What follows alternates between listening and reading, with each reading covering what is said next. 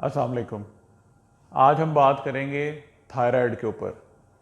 Thyroid जो है वो एक गदूद है जो कि हमारे जिस्म में हमारे जो गला है इसके सामने जो हड्डी हमें नज़र आती है, जिसको एडम एप्पल भी बोलते हैं। ये जो हड्डी है हमारी, इसके साथ दोनों साइडों के ऊपर एक छोटी सी गदूद मौजूद होती है जिसे थायराइड बोलते हैं। ये जो थायराइड है इसके बेसिकली दो हिस्से होते हैं और ये छोटी सी कह लें एक गोश्त का एक टुकड़ा है या बोटी है जो कि हमारे यहाँ पे गले में सामने मौजूद है। अक्सर जब हम मरीज़ों को बताते हैं कि जी आपको थायराइड का मसला है या गदूद का मसला बन गया है, तो अपने गले को देखना शुरू कर देते हैं कि हमारा गला तो बिल्कुल ठीक है या हमारे गले में कोई ख़राबी नहीं है, ना हमें खाना खाने में कोई मसला है, ना कोई गला ख़राब है, ना ज़ुकाम है, तो डॉक्टर साहब हमें थायराइड का मसला तो नहीं है। तो उसके लिए ये बात जहन में रखें कि थायराइड कोई गले के अंदरूनी गदूद नहीं है। गले का जो अंदरूनी हिस्सा वो एक अलहदा चीज़ है। ये आपके बिल्कुल इस जिल्द के नीचे अल्लाह ताला ने एक छोटी सी एक बोटी या गोश्त का एक टुकड़ा रखा हुआ है जो कि हमारे जिस्म के बहुत बड़े जो फंक्शन है उसको कंट्रोल करता है। हमारे जिस्म की जितनी सारा दिन एक्टिविटी होती है, हमारे जिस्म में जो हीट प्रोडक्शन होती है, जिसके साथ हम रोज़ाना के अपने रोज़मर्रा के काम करते हैं, हमारे जिस्म का जो नॉर्मल सारा मेटाबॉलिज्म है, वो यहाँ से कुछ हार्मोन, कुछ केमिकल, कुछ रतूबतें जो है वो पैदा होती हैं जो कि हमें अपने सारे दिन के 24 घंटे के काम करने में मदद देती हैं। तो ये जो गदूद है थायराइड, इसमें से जो हार्मोन प्रोड्यूस होते हैं, जिनमें सबसे जो अहम हार्मोन है वो थायरॉक्सिन है। वो हमारे जिस्म के में जितने हम नॉर्मल सारा दिन काम करते हैं या मेटाबॉलिज्म है उसको हमारी मेंटेन रखने में या जिस्म की हीट को मेंटेन रखने में मदद करता है। तो अभी जो दो तीन चीज़ें जिन पे अहम गौर करना है वो ये है कि जब ये काम करना छोड़ जाती है, ये गदूद जब काम करना छोड़ जाती है, उस कंडीशन को कहते हैं हाइपोथायराइडिज्म। और जब ये बहुत ज़्यादा ज़रूरत से काम करना शुरू कर दे, ओवर प्रोडक्शन काम करना शुरू कर दे, जितनी नॉर्मल रूटीन में ज़रूरत है उससे बहुत ज़्यादा काम करना शुरू कर दे, उसको कहते हैं हाइपरथायराइडिज्म। तो हाइपरथायराइडिज्म जिसका आम लोगों को, आप लोगों को पता होगा, उसे गिल्लड़ जिसको बोलते हैं। आपने अक्सर लोगों का ये गला यहाँ में बहुत बड़ा देखा होगा। तो जब ये बहुत ज़्यादा काम करना शुरू कर देती है, इसका साइज़ बड़ा हो जाता है या हार्मोन ज़्यादा मकदार में बनने लग जाते हैं, उसको हाइपरथायराइड या गिल्लड़ बोलते हैं। और जब ये काम करना छोड़ देती है तो इसको हाइपोथायराइड कहते हैं। अब इन दोनों की अलामतें जो है वो गौर से आपने सुननी है कि अगर आप में इस तरह की कोई अलामतें पाई जाती हैं तो आप फौरी तौर पे अपने थायराइड के टेस्ट करवाएं।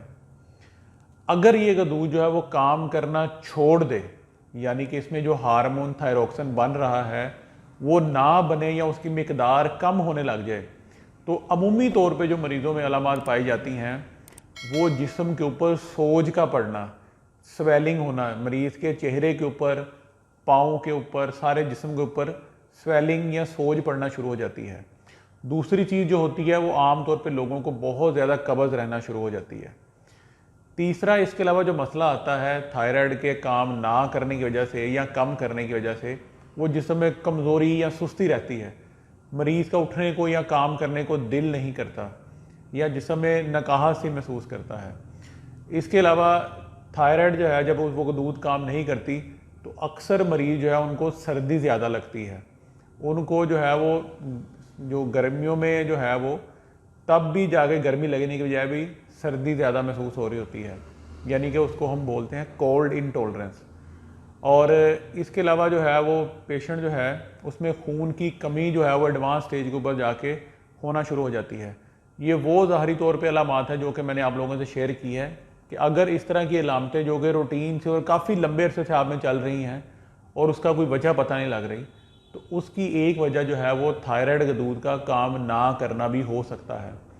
तो अगर इस तरह की कोई अलामात है तो अपने डॉक्टर को चेकअप करवा के इसके टेस्ट करवाएं और इसकी प्रॉपर ट्रीटमेंट करवाएं। अब हम आ जाते हैं इसके दूसरे हिस्से की तरफ। अगर ये गदूद ज़रूरत से ज़्यादा काम करना शुरू कर दे, यानी कि हार्मोन्स की प्रोडक्शन ज़रूरत से ज़्यादा होनी शुरू हो जाए, तो उसमें एक तो स्वेलिंग हो जाती है जिसको गिल्लड़ बोलते हैं आमतौर पे, और दूसरा इसमें होता है कि पेशेंट जो उसको हीट इंटॉलरेंस होती है, यानी कि मरीज़ को गर्मी और तलखी बहुत ज़्यादा लगती है। उसके जिस्म में हार्मोन ज़्यादा बन रहे होते हैं तो मरीज़ को सर्दियों में भी जो है वो माथे पे पसीना आ रहा होता है। और इसके अलावा पेशेंट जो है उसके जो है दिल की धड़कन बहुत ज़्यादा तेज़ रहना शुरू हो जाती है। तीसरा इसमें ये मसला आता है कि मरीज़ के जब वो हाथ जो है वो इस तरह उसमें ट्रेमर्स आते हैं या वो कांपना शुरू कर देते हैं। और घबराहट बहुत ज़्यादा मरीज़ महसूस करता है। इसके अलावा मरीज़ का जो वज़न कम होना शुरू हो जाता है और काफ़ी जो है वो उसको भूख की कमी होना शुरू हो जाती है। ये वो अमूमी तौर पे आम अलामात हैं जो कि इस दूध के ज़्यादा काम करने की वजह से या गिल्लड़ में या हाइपरथायराइड में सामने आती हैं। वजूहात अगर हम इसकी देखें तो इसकी कोई ख़ास वजह जो है वो सामने नहीं है। कुछ स्टडीज़ कहती है कि ये विरासती तौर पे भी हो सकती है, कुछ कहती हैं कि जीन्स में कुछ तब्दीलियाँ रूनुमा होती हैं जिस वजह से दूध या कम काम करना शुरू कर देती है या ज़्यादा शुरू कर देती है।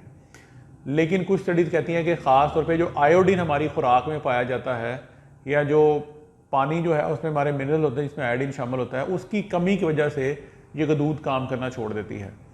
फैसलाबाद में ख़ास तौर पे जो झंग और इसके पेरिफेरीज की एरिया हैं उनमें अक्सर ज़मीनी जो पानी है उसमें आयोडीन की कमी है। तो मोस्टली जो थायराइड के जो पेशेंट हैं वो इन इलाकों से हमारे पास यहाँ पे आते हैं। इसलिए अगर वो लोग जो ग़िज़ाएँ इस्तेमाल करते हैं जिनमें आयोडीन की कमी है, उनमें अक्सर ये बीमारी ज़्यादा देखने में सामने आती है।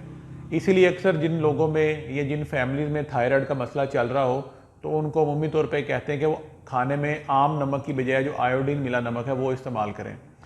तो ये आम जो अमूमी अलामात हैं मैंने आपके सामने रखी हैं थायराइड की, जिसमें जो थायराइड फंक्शन करना छोड़ दे या ज़रूरत से ज़्यादा फंक्शन करने लग जाए तो उसमें ये अलामतें आती हैं। अगर आप में इसके मुतलका कोई भी अलामतें मौजूद हैं तो आप अपने डॉक्टर से चेकअप करवाएं, इसके टेस्ट करवाएं ताकि इसका प्रॉपर जो है वो डायग्नोस करके इसकी ट्रीटमेंट की जाए। आप लोगों का शुक्रिया।